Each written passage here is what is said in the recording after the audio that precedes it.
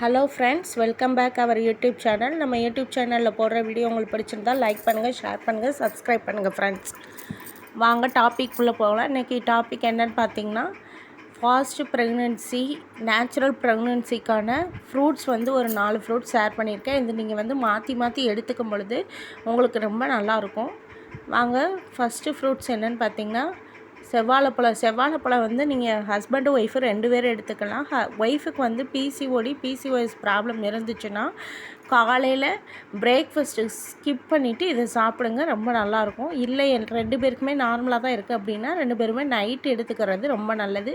செவ்வாழைப்பழம் சாப்பிட்டு 1 டம்ளர் பால் மற்றும் பசும்பால் ஆற்றி குடிச்சிக்கோங்க, ரொம்ப ரொம்ப நல்லது.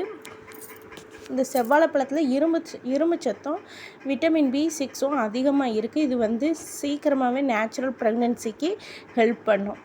2வது ஃப்ரூட்ஸ் என்னென்னு பார்த்திங்கன்னா ஆரஞ்சு பழம் சாப்பிட்றதுனால உங்களுக்கு என்ன பெனிஃபிட்டுன்னு பார்த்திங்கன்னா, ப்ளட் சுகர் லெவலை கம்மி பண்ணி கொடுக்கும். அது போக நிறைய பெனிஃபிட்ஸ் இருக்குது இந்த ஆரஞ்சு பழத்தில். நீங்கள் விடாமல் சாப்பிடுங்க, உங்களுக்கு நல்லாயிருக்கும்.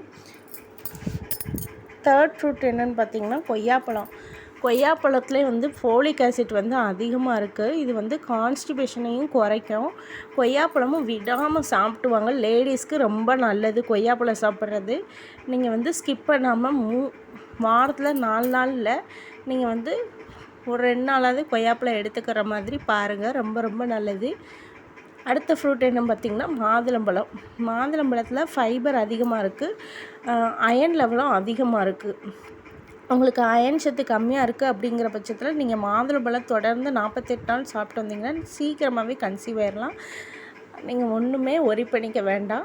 இந்த ஃப்ரூட்ஸ் எல்லாமே நான் சொல்கிறது எல்லாத்தையும் நீங்கள் மாறி மாறி வாரத்தில் எடுத்துக்கிட்டு வரும் பொழுது விடாமல் எடுக்கணும். எல்லா நாளும் ஏதாவது ஒரு ஃப்ரூட் இந்த நாளில் நீங்கள் மாற்றி மாற்றி எடுக்கும்போது நீங்கள் நேச்சுரலாகவே கன்சீவ் ஆகுறதுக்கான வாய்ப்பு அதிகமாக ஏற்படுத்தி கொடுக்கும். இந்த 4 ஃப்ரூட்ஸுமே நம்ம கருமுட்டை வளர்ச்சிக்கு நல்லா ஹெல்ப் பண்ணோம். Thank you friends.